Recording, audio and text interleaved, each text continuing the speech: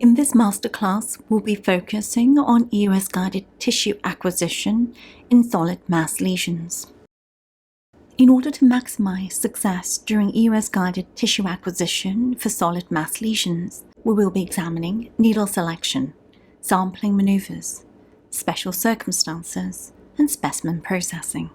In this section, we will be exploring the optimal needle selection during EUS-guided tissue acquisition. There are two main types of needles currently available: the fine needle aspiration needle and fine needle biopsy needle.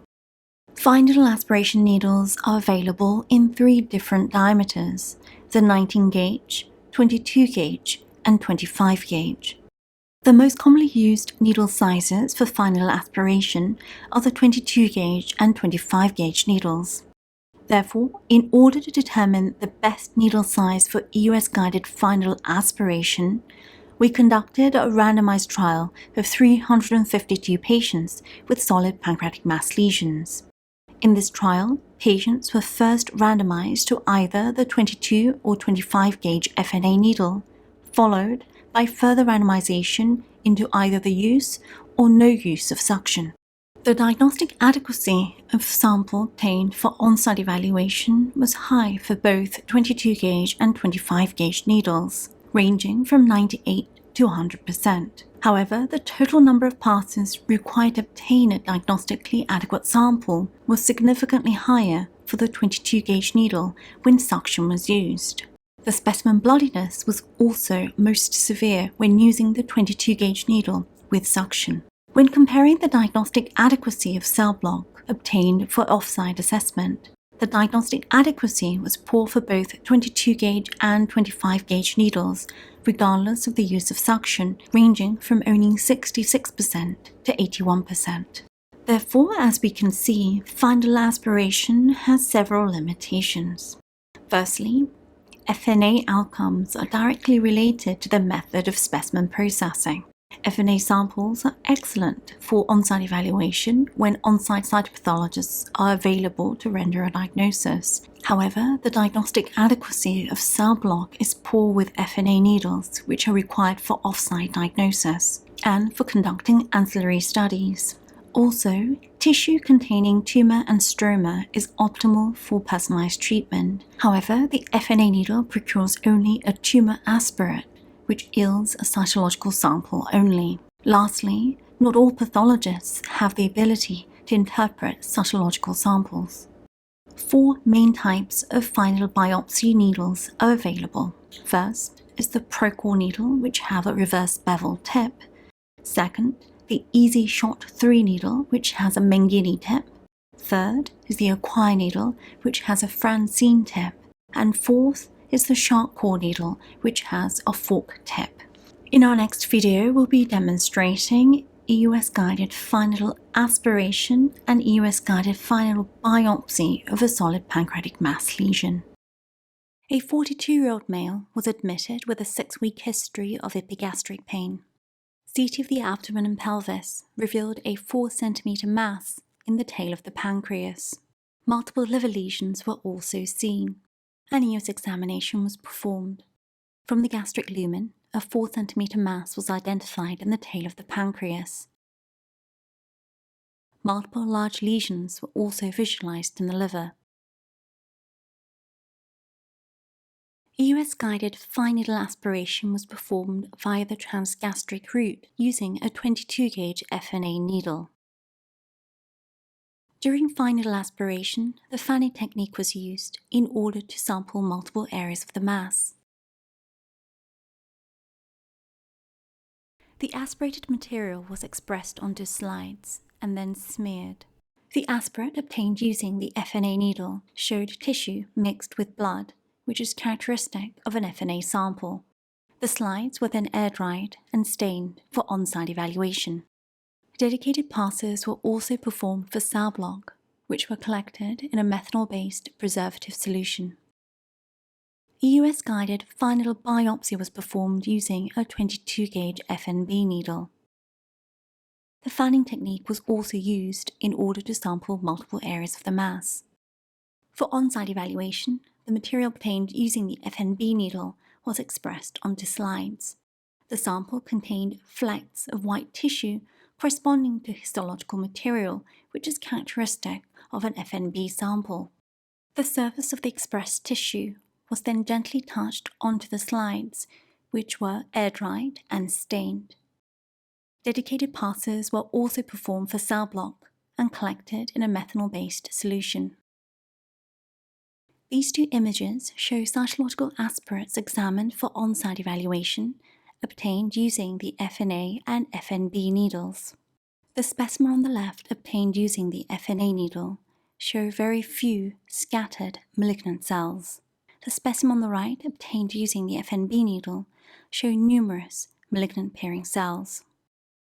The cell block obtained using the FNA needle was non-diagnostic. However, the cell block obtained using the FNB needle was diagnostic. The final diagnosis was neuroendocrine tumor. In order to directly compare the quantity of histological tissue procurement and the diagnostic adequacy and accuracy between the FNA and FNB needles, we conducted a randomized trial comparing the 22-gauge FNA needle with a 22-gauge Francine tip FNB needle. In this study, comprising 46 patients with solid mass lesions, EUS-guided sampling was performed using both the needle types with randomization of the order in which the needles were used. A specialized software was used to measure the area of histological tissue obtained with the two needles. When looking at the specimen quality between the two needle types, the 22-gauge FNB needle was superior to the 22-gauge FNA needle for the procurement of histological tissue with larger total tissue area, larger total tumor area of desmoplastic fibrosis, and samples with retained histological architecture. In addition, significantly greater proportion of samples obtained using the FNB needle was suitable for immunohistochemical studies compared to the FNA needle. In comparison, when evaluating the diagnostic adequacy between the FNA and FNB needles, there was no significant difference between the two needle types in terms of diagnostic adequacy for on-site assessment, the number of passes required to obtain a diagnostic sample, and specimen bloodiness. When looking at samples obtained for cell block for off-site assessment, although there was no significant difference in the diagnostic accuracy, the diagnostic adequacy of cell block was significantly higher using the FNB needle at 98% versus 80%. Lastly, there was no significant difference between the two needle types for adverse events. The superiority of final biopsy over final aspiration was confirmed in a large retrospective study, which evaluated the diagnostic yield in 3,020 patients undergoing EUS-guided sampling of solid mass lesions. This study showed that the number of passes required for diagnostic adequacy on on-site evaluation significantly decreased, and the diagnostic yield of cell block for off-site assessment significantly increased with the use of FNB needles. Therefore, in terms of needle selection, the use of a 22-gauge FNB needle is the device of choice for tissue acquisition in patients with solid mass lesions. So far, we have shown that the FNB needle is superior to the FNA needle when performing EUS-guided sampling of solid mass lesions. However, a question remains regarding which 22-gauge FNB needle would yield the best outcomes in a single pass. We therefore conducted a randomized trial comparing the 4 different types of FNB needles, and found that the Francine tip and fork tip needles to have the highest sensitivity and accuracy on a single pass. In addition, the Francine and fork tip needles procured samples with significantly higher cellularity compared to the reverse bevel or Mengele tip needles in a single pass. In this section, we'll be examining the different sampling maneuvers that can be used when performing EUS-guided tissue sampling. There are 4 main types of sampling maneuvers: the fanning technique, no suction, use of suction, and the stylet retraction technique, also known as the capillary pull. In our next video, we will begin with demonstration of the fanning technique when performing EUS-guided tissue acquisition of a solid pancreatic mass. An 82-year-old female was referred for the evaluation of a mass in the neck of the pancreas visualized on CT, and EUS examination was performed. On EUS examination, a 3 cm pancreatic mass was identified in the genu. EUS-guided final biopsy of the mass was performed using the 22-gauge Francine needle. The fanning technique was utilized, whereby 4 strokes are applied at 4 locations within the mass, as shown here. For this particular pass, the stylet is completely removed following first puncture of the mass, and no suction is applied.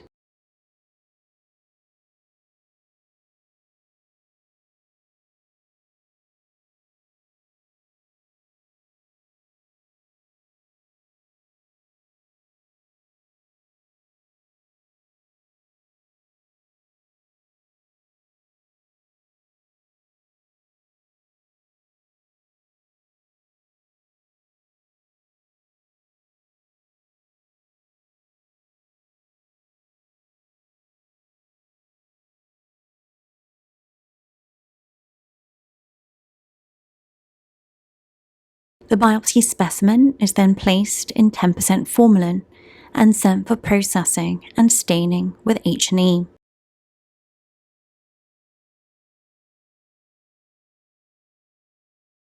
Pieces of tissue sample can be visualized within the container. The final diagnosis was pancreatic adenocarcinoma. The use of fanning technique at EUS-guided tissue acquisition is critical for optimizing diagnostic success. In a randomized trial comparing the fanning technique with a standard technique, the fanning technique was associated with significantly lower number of passes required for diagnosis, and a diagnostically adequate sample was obtained in 86% of the cases, with just 1 pass when using the fanning technique versus just 58% when using the standard technique. Therefore, whenever possible, the needle should be fanned to sample multiple areas of the mass during EUS-guided tissue acquisition. A 75-year-old female was referred for an EUS examination of a pancreatic tail mass. On EUS examination, a 2.5 cm mass was identified in the tail of the pancreas. To perform the suction technique, the mass was first punctured using a 22-gauge FNB needle. The stylet was removed and a 20 ml syringe was attached to the end of the needle to apply dry negative suction. After the suction was turned on, the needle was moved back and forth within the mass. The fanning technique was used to sample multiple areas of the mass. On completion of the fanning maneuver, suction was first switched off before taking the needle out of the mass to prevent aspirating gastric contents. The final diagnosis was pancreatic adenocarcinoma. A 59-year-old female was referred for EUS examination of peripancreatic lymph nodes that were visualized on CT. On EUS examination, a 4 cm peripancreatic lymph node was visualized around the head of the pancreas. EUS-guided final biopsy of this lymph node was performed using the transduodenal route. For the stylet retraction technique of EUS-guided final biopsy, the mass was first punctured using the needle. Then, the stylet was slowly retracted with each inward thrust of the needle into the mass in order to provide minimal negative pressure. The stylet is slowly pulled until half of the length of the stylet is pulled out. When performing EUS-guided fine needle aspiration, we wanted to see which maneuver would yield the best outcome. Therefore, in a randomized trial of 352 patients with solid pancreatic mass lesions undergoing EUS-guided final aspiration, we found that the use of suction with the 22-gauge FNA needle resulted in a significantly higher number of passes required for diagnosis and was also associated with the highest rate of severe bloodiness. Therefore, the use of 22-gauge and 25-gauge needles without suction appears to yield the best outcome in EUS-guided fine needle aspiration. For EUS-guided fine needle biopsy, the best maneuver for achieving the best outcomes appear to depend on the type of FNB needle used. As discussed previously, Both Francine and fork-tip needles achieved a diagnostic adequacy of greater than 90% with a single pass. In terms of the best sampling maneuver, for the Francine needle, the stylet retraction technique was associated with the highest diagnostic adequacy and specimen cellularity. For the fork-tip needle, the stylet retraction technique and the no suction technique resulted in the best outcomes. For the reverse bevel tip needle, the diagnostic adequacy of the procured sample at a single pass was low at only 64% when no suction was used. The best samples were obtained when suction was used, with a diagnostic adequacy of 85%. For the Mangini tip needle, again, the best diagnostic adequacy was observed when using suction, with adequacy of only 67% when no suction was used. Therefore, given the limited cellularity with both reverse bevel and Mangini tip needles, we recommend, despite limited evidence, that at least 3 passes should be performed to optimize cellularity and diagnostic adequacy. Therefore, in summary, when using either the reverse bevel needle or the Mangini tip needle, we recommend the use of suction to achieve the best overall outcome. When using the Francine or the fork tip needle, we recommend the stylet retraction technique. In order to achieve the best outcomes in EUS-guided tissue acquisition with the optimal cellularity, diagnostic adequacy, and minimal bloodiness, we recommend the use of a 22-gauge FNB needle using the fanning maneuver and the stylet retraction technique when using the Francine or the fork tip needle, and to collect the specimen in formalin.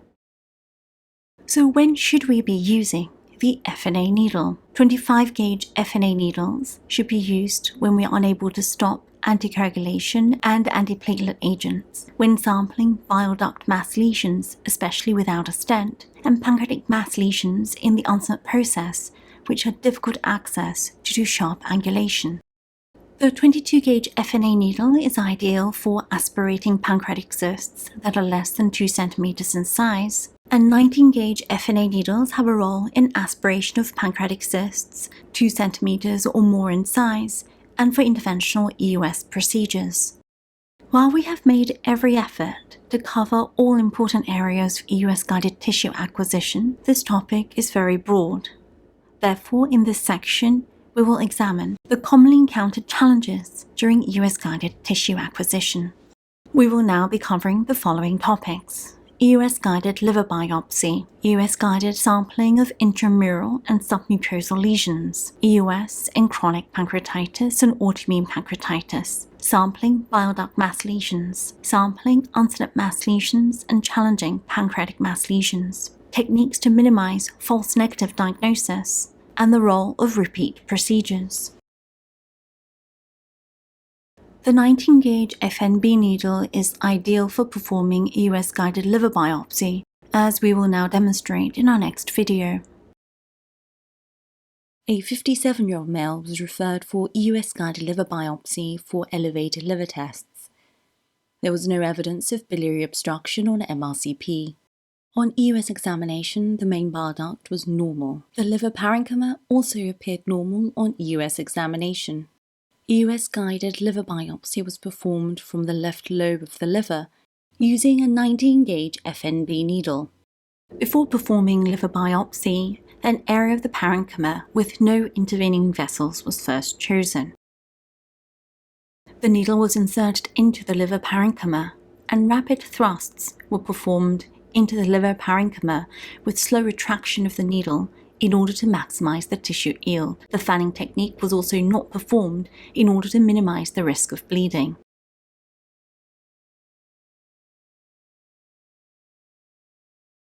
The obtained specimen was placed in formalin and showed long pieces of core tissue.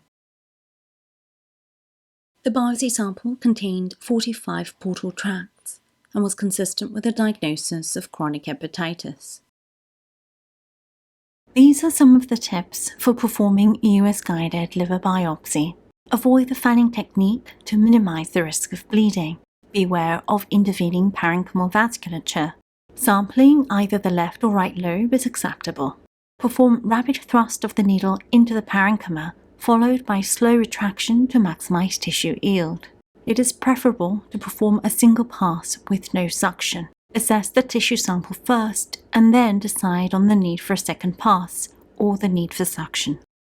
Currently, there are data available on the success of a 19-gauge FNA needle for EUS-guided liver biopsy. In a study of 110 patients, the median tissue length ranged from 32 to 49 millimeters, with 13 to 17 complete portal tracts. The complication rate was 0.9%, comprising pericapsular hematoma in one patient. In this section, we'll be discussing EUS-guided final biopsy of cancer of the gastrointestinal wall. EUS-guided final biopsy of the gastrointestinal wall should be performed when endoscopic biopsies are non-diagnostic, or if CT shows diffuse thickening of the GI wall or a mass in the wall layer which is suspicious for deeply embedded, diffusely infiltrative cancer. A 55-year-old female with known ovarian cancer was referred for EUS for PET-positive esophageal wall thickening. On EUS examination, an areal focal thickening was identified within the wall of the esophagus, with loss of normal esophageal wall layers, but with an intact serosa. EUS-guided final biopsy of this area was performed using a 22-gauge needle. When performing EUS-guided final biopsy of the gastrointestinal wall, the needle should access the lesion in a longitudinal fashion to enable adequate back and forth movements to take place during sampling. Also, the serosal layer should not be breached. The biopsy sample showed metastatic high-grade ovarian cancer. To maximize the chances of diagnostic success when performing EUS-guided final biopsy of the gastrointestinal wall, remember that during sampling, the needle should access the lesion or the wall layer of the GI tract in a longitudinal fashion to enable adequate to and fro movements during sampling. Also, try and avoid breaching the serosal layer. In a study of 3,020 patients undergoing EUS-guided tissue acquisition, we have also shown that final biopsy is superior to FNA when sampling lymph nodes, submucosal lesions, and other mass lesions that include the gallbladder, liver, spleen, lung, and rectum. EUS-guided final biopsy of submucosal lesions can be particularly challenging, as we can see from our next video.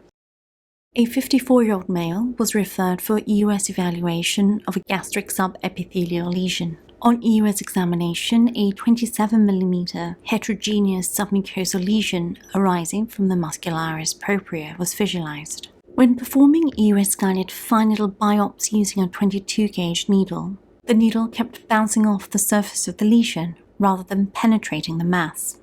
Successful puncture of the mass by the needle during sampling can be achieved by anchoring the lesion against the scope, by turning the big wheel all the way up, pressing on the suction button, and bracing the scope against the lesion during the actual puncture to prevent the recoiling of the scope and the needle against the mass. Also, during sampling, cystic areas of the lesion should be avoided to minimize the risk of infection and maximize tissue yield. The final diagnosis was a gastrointestinal stromal tumor.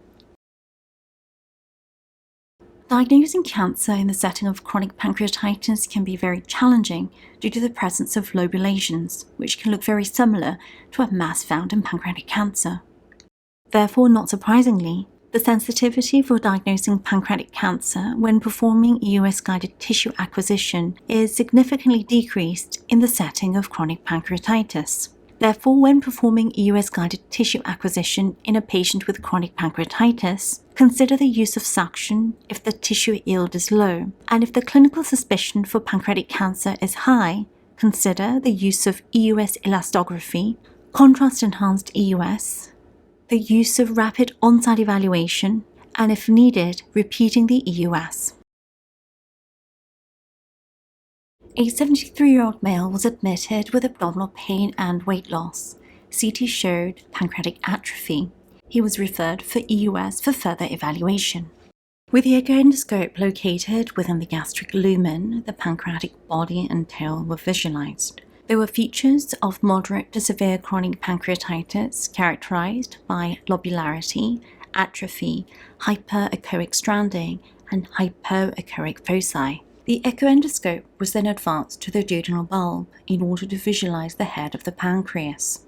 In the head of the pancreas, an ill-defined area of lobularity was visualized, with a common bile duct terminating into this area. EUS-guided final biopsy was performed using a 22-gauge FNB needle, specifically targeting the area in which the common bile duct terminates into the lobular structure. The final diagnosis was pancreatic adenocarcinoma.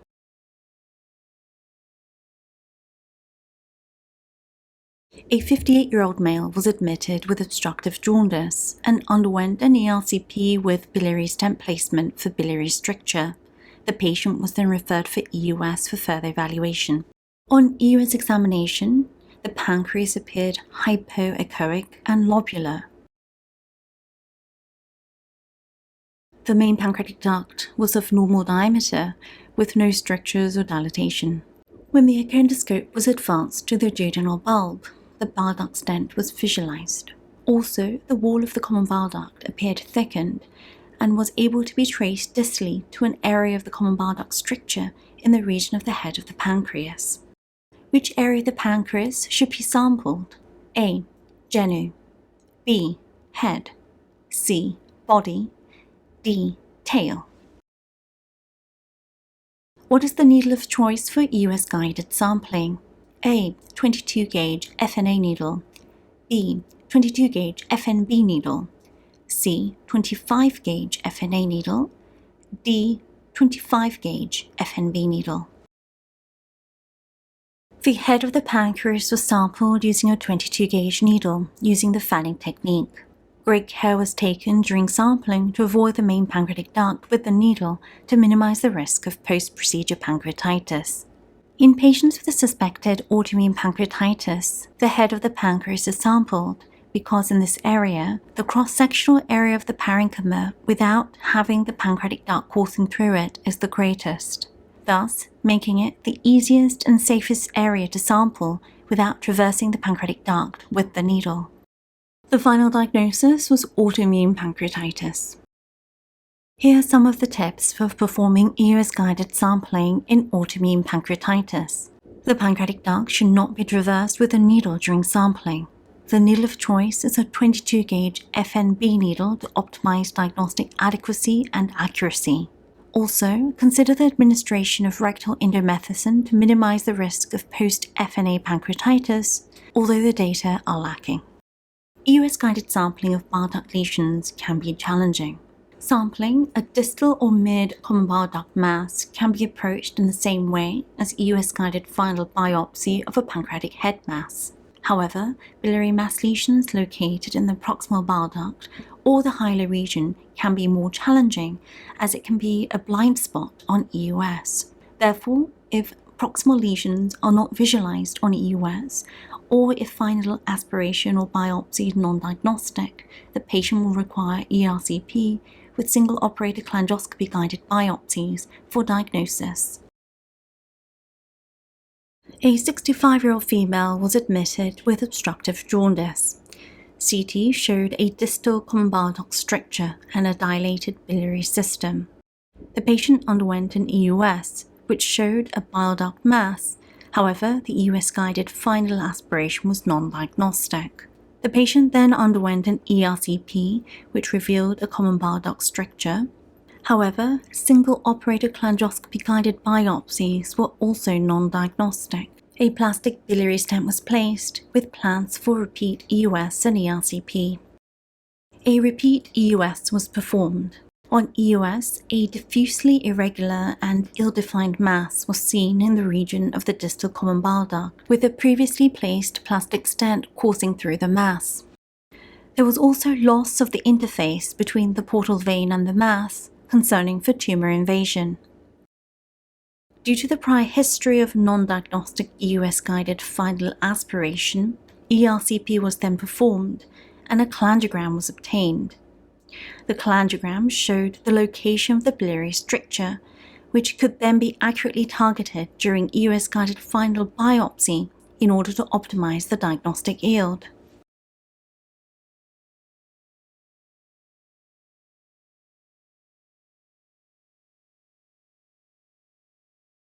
The EUS-guided final biopsy was diagnostic for cholangiocarcinoma.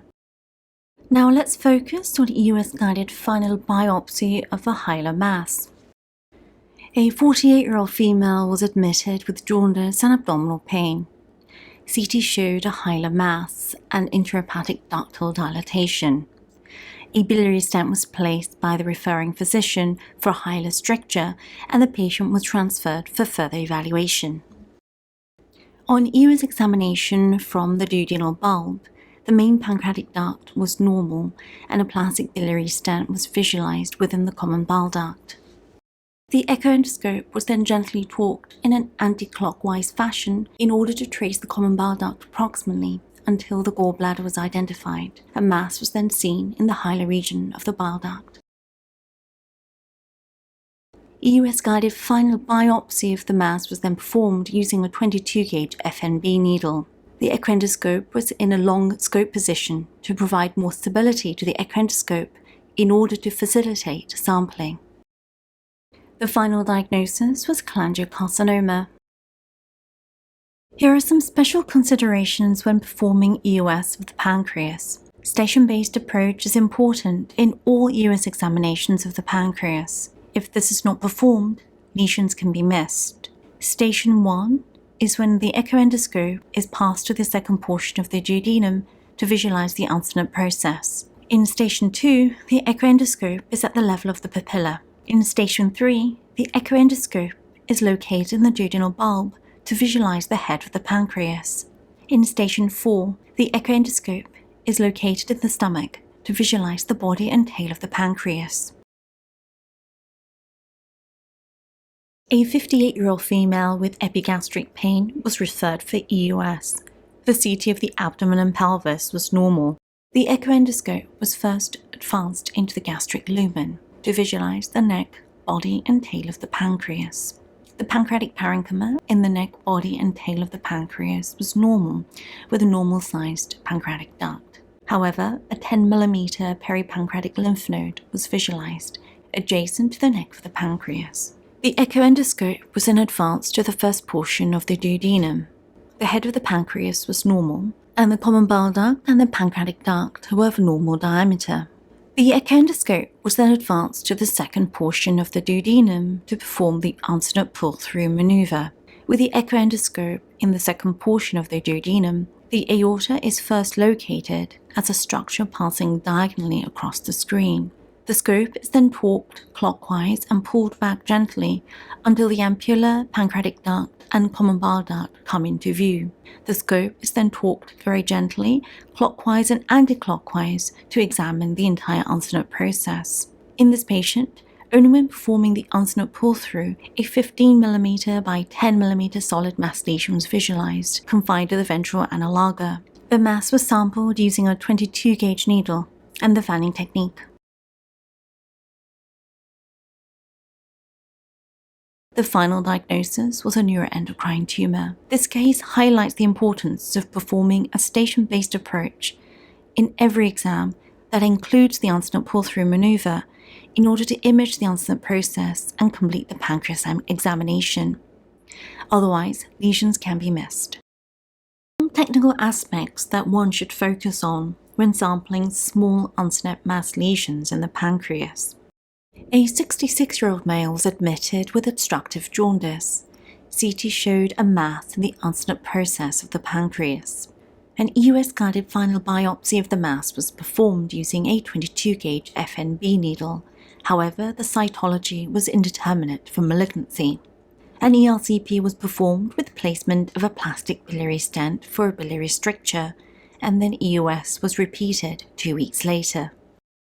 The echoendoscope was advanced to the duodenal bulb.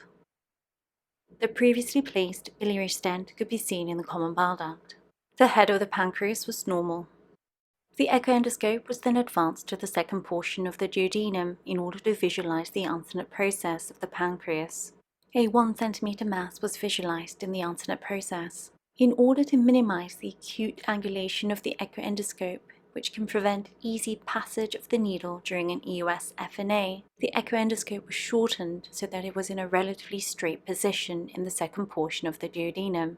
From the second portion of the duodenum, the EUS-guided final biopsy was repeated using a 22-gauge FNB needle. However, given the small size of the mass and the sharp angulation required, the final biopsy was not diagnostic. EUS-guided final aspiration was then repeated using a 25-gauge FNA needle. The 25-gauge FNA needle is ideal for unstenotic mass lesions and distal bile duct lesions due to its inherent flexibility that allows it to take the necessary sharp angle during the final aspiration. In our opinion, in this particular situation, the 25-gauge FNA needle can sometimes perform better than even the 22-gauge FNB needle. The final diagnosis was pancreatic adenocarcinoma. This case demonstrates that small mass lesions in the pancreatic unstenotic process and distal cholangiocarcinomas can sometimes be accessed better using the 25-gauge needle due to its inherent flexibility. Although there are no randomized trials that have directly compared the 25-gauge FNA and 25-gauge FNB needles, in our opinion, the 25-gauge FNA needle appears to have greater flexibility and better visibility than the 25-gauge FNB needle. A 77-year-old male was admitted with epigastric pain and weight loss. CT showed peripancreatic inflammatory changes concerning for groove pancreatitis. The patient was referred for EUS for further evaluation.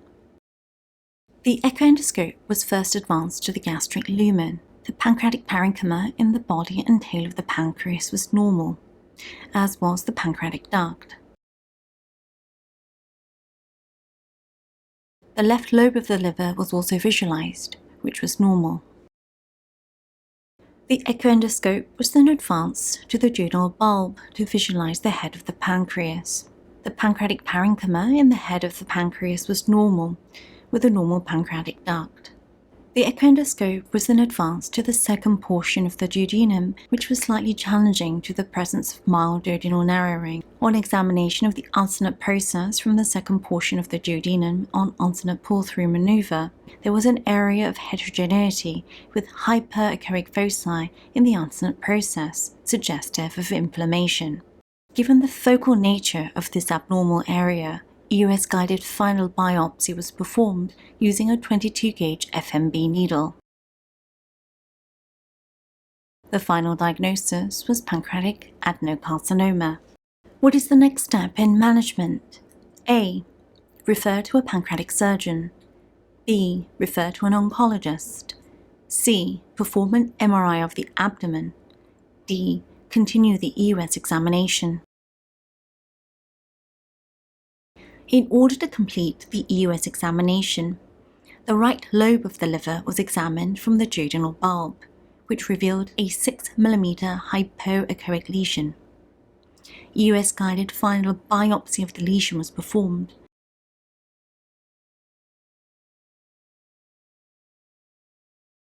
Which confirmed the presence of metastatic disease.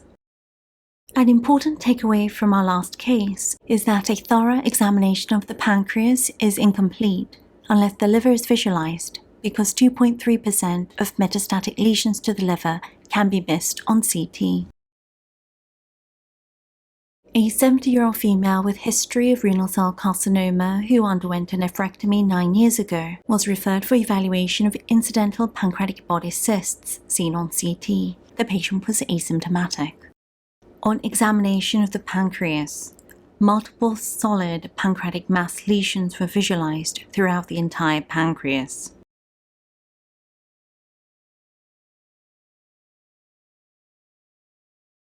EUS-guided final biopsy of one of the lesions was performed using a 22-gauge FNB needle, which showed discohesive cells with enlarged nuclei on on-cell evaluation concerning for renal cell carcinoma. On-cell block immunostaining was positive for CD10, consistent with metastatic renal cell carcinoma.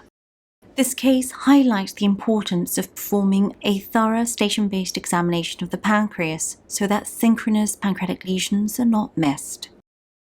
In summary, station-based examination should be performed in all patients with suspected pancreatic mass. If this is not done, lesions can be missed, especially in the unstenotic process, and synchronous pancreatic lesions can be missed, which will alter patient management. Both the left and right lobes of the liver should be carefully examined in all patients to look for small metastatic lesions that can be missed on CT. It has been stated that the presence of a biliary stent can affect the outcomes of EUS-guided tissue acquisition. However, we'll be demonstrating with our next two cases that EUS-guided sampling of pancreatic head mass lesions can be successful in the presence of a biliary stent. In our first case, a 78-year-old male was referred for EUS examination after having a metal biliary stent placed for biliary stricture and jaundice. The echoendoscope was advanced to the second portion of the duodenum, where the metal biliary stent was visualized in a longitudinal view with the aorta below.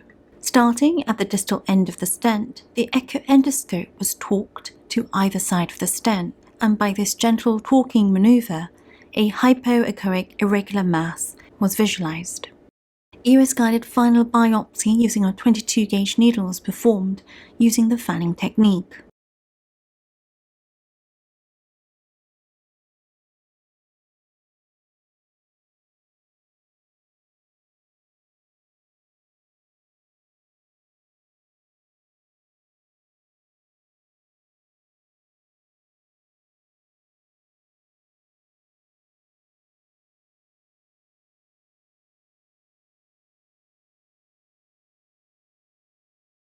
In our second case, a 59-year-old male was referred for EUS examination after having a metal biliary stent placed for biliary stricture and jaundice. In the second patient, with the echoendoscope advanced to the duodenal bulb, a mass-like area could be visualized within the head of the pancreas, adjacent to the metal biliary stent. And unlike the previous case, no torquing of the scope was required to identify the mass. This area adjacent to the stent was targeted for EUS-guided final biopsy. Therefore, in patients with endoprosthesis in the bile duct, either torquing the scope to identify the mass or sampling a soft tissue area adjacent to the stent will enable the procurement of diagnostic material. The final diagnosis in both cases was pancreatic adenocarcinoma. Despite the perceived challenge of performing EUS-guided final biopsy or final aspiration in the presence of a biliary stent, studies have shown that there is no significant difference in diagnostic success when performing EUS-guided final aspiration in the presence or absence of a biliary stent. Also, the type of stent placed, plastic or metal, did not affect the outcome. Various disease processes can result in a pancreatic mass without causing a dilation of the main pancreatic duct. These include adenocarcinoma in the uncinate process, metastatic lesions in the pancreas, from primary cancers in the breast, lung, melanoma, renal cell carcinoma, and testicular cancer. Also, lymphoma, neuroendocrine tumors, and gastrointestinal stromal tumors can be seen as a pancreatic mass without a dilated pancreatic duct. There are certain types of pancreatic mass lesions that do not result in dilation of the main pancreatic duct. In this video, we'll be exploring some of these cases. This patient was referred for EUS for a pancreatic neck mass. The pancreatic duct was not dilated and the remainder of the pancreatic parenchyma was normal. EUS-guided fine needle biopsy using a 22-gauge needle was performed.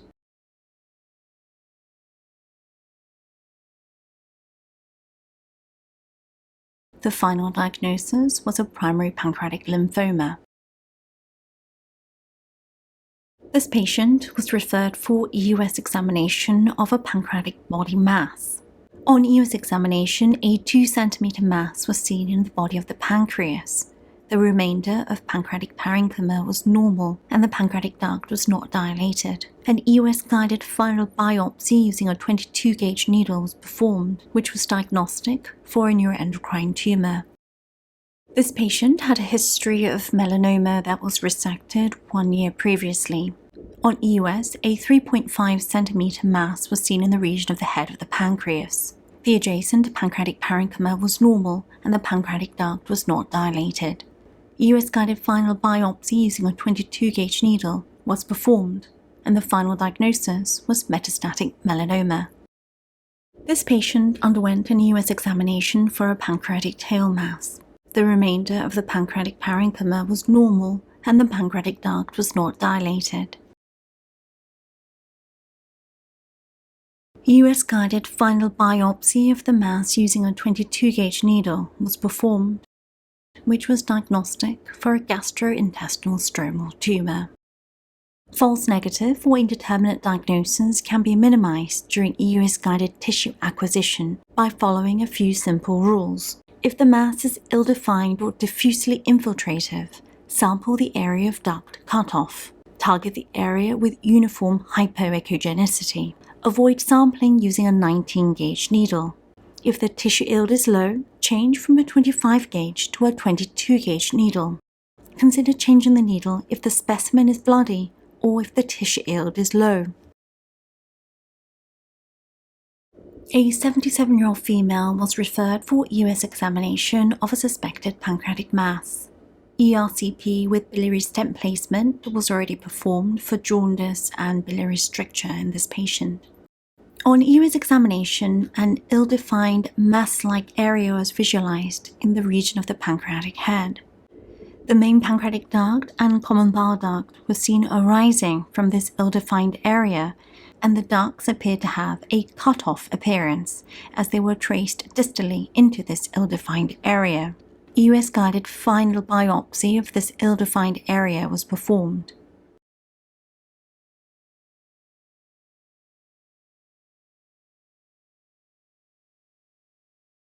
Which was diagnostic for adenocarcinoma. False negative for indeterminate diagnosis can be further minimized by terminating the procedure after 7 passes due to diminishing return. If the clinical suspicion is high for cancer, consider repeat sampling. On repeat EUS-guided sampling, if normal parenchyma is seen with no atypia, then the diagnosis is likely to be benign unless there was a sampling error. In patients with indeterminate outcome following EUS-guided fine needle aspiration, repeating EUS-guided sampling can be worthwhile. Studies have shown a high diagnostic accuracy in patients with suspected pancreatic cancer when EUS is repeated. However, these data currently apply to EUS-guided fine needle aspiration, and there are currently no data on the value of repeating EUS-guided fine needle biopsy. In this section, we'll be focusing on specimen processing and assessment following EUS-guided tissue acquisition. These are some important definitions. Rapid on-site evaluation is when the tissue sample is smeared, stained, and interpreted by the cytopathologist on site. Cell block is when an aspirate from final aspiration is collected in a preservative. The small FNA fragments are then centrifuged to create a cell button that is combined with plasmin and thrombin to form a clot. The clotted solid tissue is then processed with hematoxylin and eosin stains. Core biopsy samples are obtained using a fine needle biopsy needle. The specimens are collected in formalin, and the tissue with preserved cellular architecture is processed as a surgical sample. The different specimen processing techniques following EUS-guided fine needle aspiration and fine needle biopsy are now demonstrated in our next video. Following EUS-guided fine needle aspiration, drops of the aspirated tissue are smeared onto the slide using another slide. Half of the slides are air-dried and then stained using diff-quick stain for immediate cytological evaluation. Further passes can be placed in a transport medium such as Hank's balanced salt solution for transport to the lab for cell block preparation. Once in the lab, the tissue specimen is transferred to a tube and centrifuged into a pellet with the addition of thrombin. After centrifugation, the tissue pellet is resuspended, the resulting clot is removed and then placed into a secure tissue bag or paper and then placed into a cassette for processing.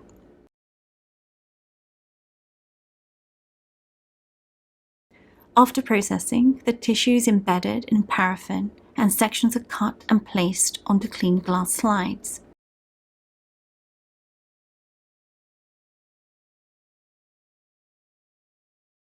The slides are stained, ready for evaluation. Samples procured using fine needle biopsy needles can be processed using a different method. For on-site evaluation, the material obtained using the FNB needle was expressed onto slides. The sample contained flecks of white tissue corresponding to histological material, which is characteristic of an FNB sample. The surface of the expressed tissue was then gently touched onto the slides, which were air-dried and stained.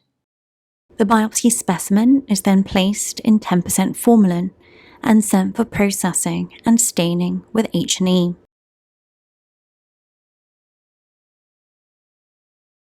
When is rapid on-site evaluation relevant? Rapid on-site evaluation is indispensable if the diagnosis is indeterminate at prior sampling. Consider using on-site evaluation for second opinion cases. On-site evaluation may be indispensable in the setting of a multidisciplinary practice that facilitates same-day consultations. When using rapid on-site evaluation in routine clinical practice, don't forget to perform additional passes for ancillary studies.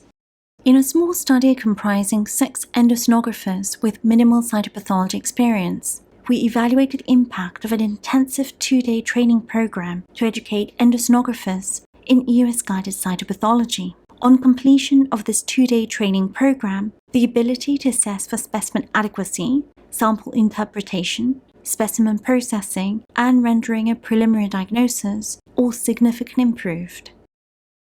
Here are some important considerations in EUS-guided tissue acquisition. When a definitive primary tumor is present with metastatic lesions, for example, a pancreatic mass is seen with liver lesions, sampling the metastatic lesion alone may suffice. When a definitive primary tumor is present with metastatic lesions, but there is a prior history of malignancy, for example, a patient with pancreatic mass and liver lesions and a prior history of breast cancer, sampling both the primary tumor and the metastatic lesion using different needles is warranted. If lymphoma is suspected, the specimen must also be placed in RPMI medium. Antibiotics should be administered when performing transrectal FNA of solid mass lesions. Lastly, anticipate the need for ancillary studies and always perform additional tissue acquisition. In conclusion, always adopt the station-based approach for EUS examinations. Perform EUS-guided tissue acquisition using the 22-gauge Francine or fork-tip FNB needle, adopting the fanning technique to yield diagnostic tissue in greater than 90% of patients. The use of rapid on-site evaluation may further increase diagnostic adequacy to greater than 95%. Tissue specimens are best processed as surgical specimens in formalin. We hope that you found the video to be educational, and we hope to see you soon in our next masterclass. Thank you so much for watching.